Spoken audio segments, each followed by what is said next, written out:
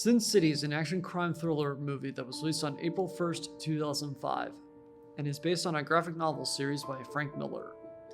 This movie has an all-star cast including, but not limited to, Clive Owen, Mickey Rourke, Bruce Willis, Jessica Alba, Brittany Murphy, Rosario Dawson, Devon Aoki, Michael Clark Duncan, and Powers Booth. I recently saw this for the first time, and yeah, it is fucking amazing. So let's get to the story. The story is basically an anthology of 3 standalone stories adapted that have different characters in them.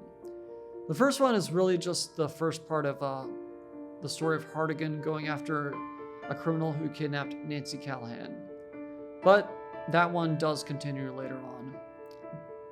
But the other stories include Marv trying to find the guy who killed a prostitute named Goldie whom he had sex with, and Dwight forming an alliance with prostitutes to wage war with all the criminals and the crooked cops in the city of Bazin City. All of these stories are set in this city. And all of these stories are really fucking good. But I will start with the Marv one. Marv is a motherfucking badass. He is basically Conan the Barbarian if he wasn't born in the time of the barbarians. Dwight, who is his best friend, even says there's nothing wrong with Marv, except that he had the rotten luck of being born in the wrong century. Which is why his story is kind of tragic. But Marv is very chivalrous and tries to help women who are hurting. And Goldie's sister Wendy comes to really respect Marv when she finds out that he didn't kill Goldie. He definitely kills and tortures a lot of people and enjoys it, but the people he's killing and torturing are not good guys. These guys rape women and have dogs eat their skin with only their heads intact. These are some fucked up, nasty people that have no value. In other words, they are pure evil. I genuinely felt sorry for Marv when he was made out to be a monster by the police and put in jail and executed. He really wasn't a sick bastard. As for the story with Dwight, this one is just as fucking good, if not better than the one with Marv. The guys who go after Dwight's occasional girlfriend, Shelly, are fucking scum. The main guy has a very toxic relationship with Shelly, and the movie really wants you to hate this guy. And I surely did hate this guy. The twist is, the dude is a cop. Which brings me to why I really like this movie. This movie is very libertarian themed. I mean, Frank Miller is a libertarian, so you can't accuse me of being wrong on that fact. It portrays most of the actual cops as corrupt bastards who do not give a fuck about making Bazin a better place. Or they only care about making it a better place to them. It also has very anti-religious themes. I mean, the guys who killed Goldie are religious fanatics. It seems like people want something for nothing. People want freedom, but they don't want the reality of what that freedom entails. The reality of freedom is individuals who are given the option of how to live their lives.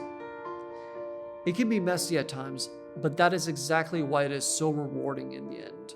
I also really fucking love how this movie portrays prostitutes. I really fucking hate how in a lot of movies and TV shows, how women who are prostitutes or sluts are always portrayed as evil, manipulative, or just plain annoying bitches who try to tempt men away from more virtuous women. In this movie, the prostitutes are the one who are portrayed as virtuous. They actually save men from danger and respect them, even if they seem like losers who don't do anything with their lives. The reason why I love it is that there's some uncomfortable truth to this portrayal that can be disheartening, but it can also be very enlightening and can really change your life. Trust me, in my experience, I've talked to slutty women online where we went to sites where we could talk to each other and we masturbated together. And they were some of the nicest women I've ever talked to. That has not been a consistent thing with other types of women. But back to Sin City.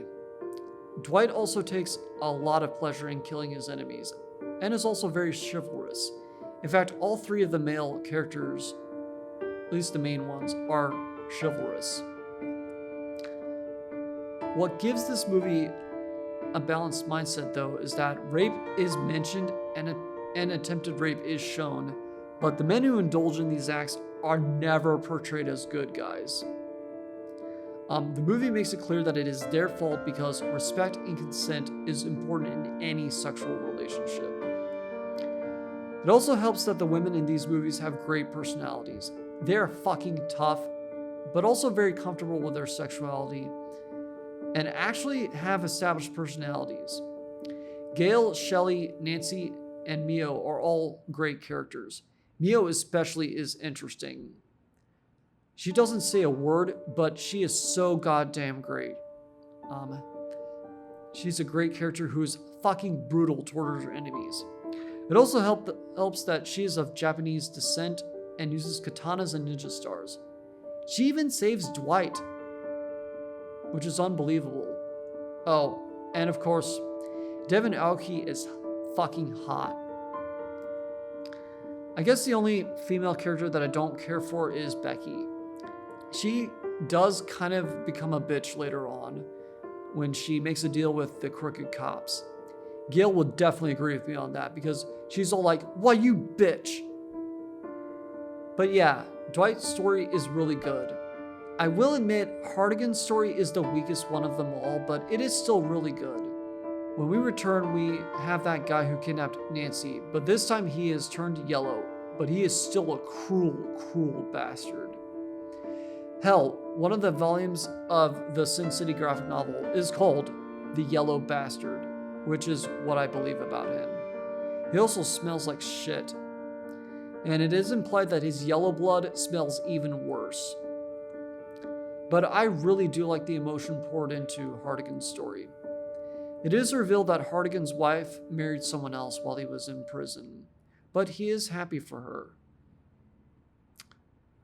He initially refuses to kiss Nancy because he feels he's too old for her, but she is 19, so technically she can legally be with him. And he eventually does, so I think he knows that he can.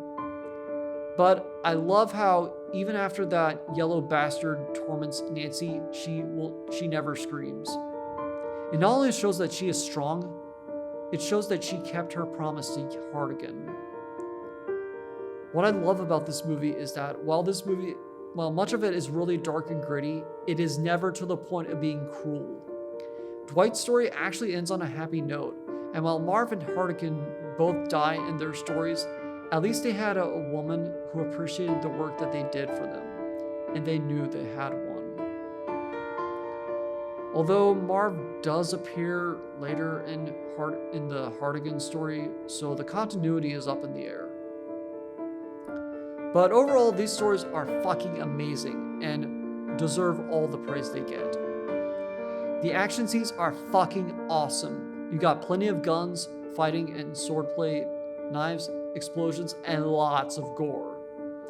I really love how sometimes the gore is in different colors. Sometimes it's white, sometimes it is red, and in the case of that yellow guy, the gore is yellow.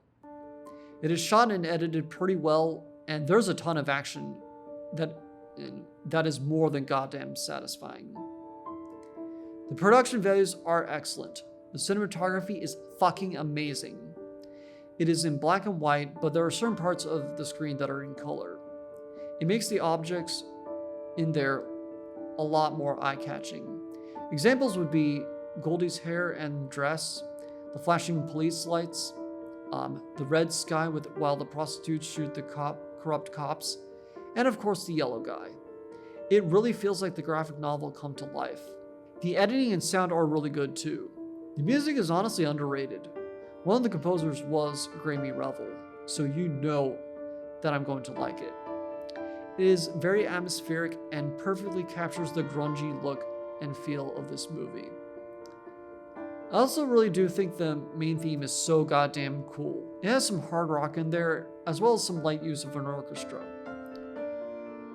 Overall, Sin City is Robert Rodriguez's best film. I also do enjoy Machete, but this one is a bit better. It has great stories, awesome action scenes, and great production values. My only real complaint is that while most of the dialogue is really good, there are some lines that were kind of cringe and few minor gross out moments, but I can easily ignore them. This movie deserves all the praise that it gets. I give Sin City 5 out of 5 stars with the title of Epic.